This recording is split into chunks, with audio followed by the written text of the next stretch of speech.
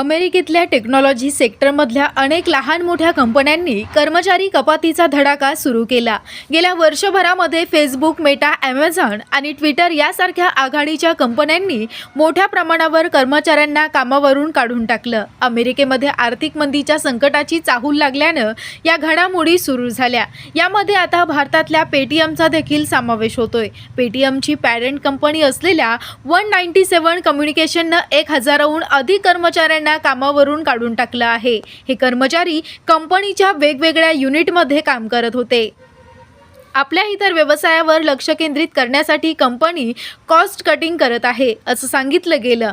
कर्मचारी कपातीची ही प्रक्रिया गेल्या काही महिन्यांपासून सुरू आहे।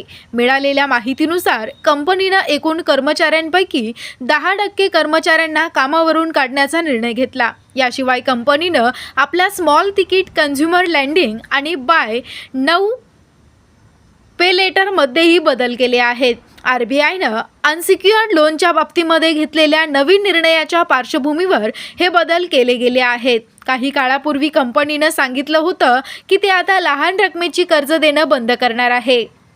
म्हणजे कंपनी आता मोठी कर्ज देण्यावरच भर देणार आहे। नवभारत टाइम्सनं याबाबतचं वृत्त प्रसिद्ध केलं होतं। पेटीएमच्या या निर्णयामुळे अनेकांच्या काळजीमध्ये वाढ झाली। असं मानलं जात आहे की कंपनी लोन सेक्शनमध्ये देखील कर्मचारी कपात करू शकते, कारण आता कर्जाच्या नियमामध्ये बदल करण्यात आला असून त्याचा थेट परिणाम कंपनीच्या व्यवसायावर होणार आहे।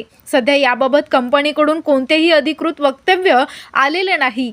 माध्यमांनी दिलेल्या वृत्तानुसार कंपनीनं आत्तापर्यंत केलेली ही सर्वात मोठी कर्मचारी कपात आहे।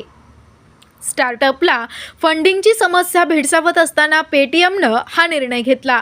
या कंपनीनं 2023च्या पहिल्या 3 माहीत सुमारे 28,000 कर्मचाऱ्यांना कामावरून काढलं। 2022 मध्ये हा आकडा 30,000 आणि 2021 मध्ये 4,080 होता।